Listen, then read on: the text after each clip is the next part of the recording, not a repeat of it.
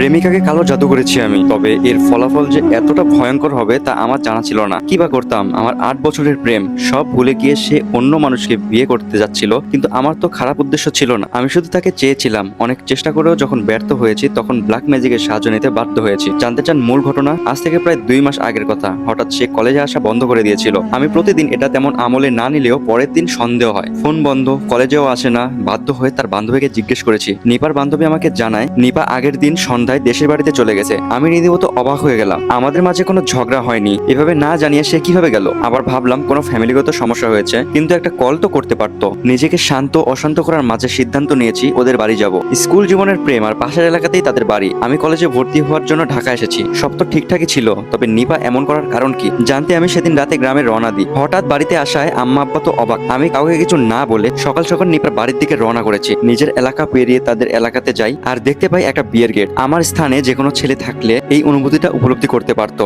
কতটা যন্ত্রণা গেথে একটি ছেলের চেয়ে বেশি আর কেউ জানবে না। নিপার কোনো ভাই বোন নেই। এই বাড়িতে যদি কারো বিয়ে হয় তবে তার নিপার। আমি হতবাক হয়ে বাড়ির দিকে প্রবেশ করতে চাচ্ছিলাম, কিন্তু নিপার সাথে দেখা হয়ে গেল। উঠানে নিপা আমার হাতটা টেনে নিয়ে আসে বাড়ির বাইরে। আমি শুধু তাকে দেখছিলাম, আমাকে কিছু বলতেও দেয়নি। বাড়ির বাইরে এসে নিপা আমাকে মিষ্টি সুরে বলতে থাকে, শোনো রাফি, আমি তোমাকে না বলে চলে এসেছি যাতে তুমি কোনো সমস্যা না করো। আমাদের মধ্যে যা ছিল সব ভুলে যাও। আজ আমার গায়ে হলো, তুমি আমার চেয়ে ভালো মেয়ে পাবে। দয়া করে কোনো ঝামেলা করিও না, চলে যাও। আমি বললাম, এসব তুমি কি বলছো নিপা? তোমার মাথা কি ঠিক আছে? 8 বছর ধরে ভালোবাসি তোমাকে, হুট করে তুমি বলছো এসব ভুলে যাবো, তাও এত সহজ? নিপা বলল, রাখো এসব ভালোবাসা। তুমিই বলো, তুমি এখনো অনার্স ফাইনাল দেওনি, কবে তুমি চাকরি করবে আর আমাকে বিয়ে করবে? আমি হয়ে যাচ্ছি বুড়ি আর আব্বু ছেলে দেখছে, ছেলে বিদেশে বিজনেস আছে, বিয়ের পর আমাকেও নিয়ে যাবে। দয়া করে আমার ক্যারিয়ার খারাপ করিও না, এমন ছেলে আমি কোনোদিন পাবো না। নিপা, তুমি কি সত্যি ঠিক আছো?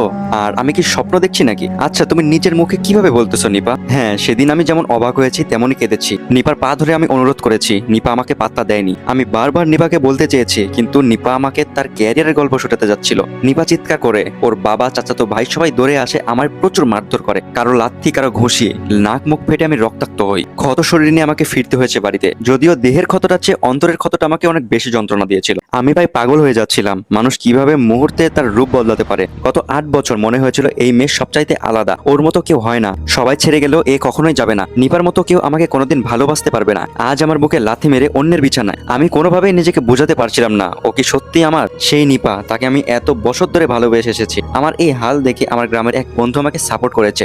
সে আমাকে বোঝায়, কিন্তু আমি কিছুতেই নিজেকে শান্ত করতে পারছিলাম না। ফাইনালি বন্ধু আমাকে কালো জাদুর ব্যাপারে বলে, এটি করলে নাকি নিপা ফিরে আসবে। কোনোভাবে নিপা এলে যদি আমি তাকে বিয়ে করে ফেলি তাহলে আর কোনো সমস্যা থাকবে না। ওই সময়টাতে আমার কাছে আর কোনো পথ খোলা ছিল না। তবে রায়হান আমাকে কোনো কবিরাজের কাছে নিয়ে যায়নি। আমার বন্ধু নিচেই কালো জাদু নিয়ে কাজ করতো। দুপুরে আমাকে সে তার বাড়িতে নিয়ে যায়। ওর রুমে কিছু না থাকলেও খাটের নিচ থেকে একটা বক্স বের করে। সেই বক্সে রয়েছে অসংখ্য কালো জাদুর জিনিসপত্র।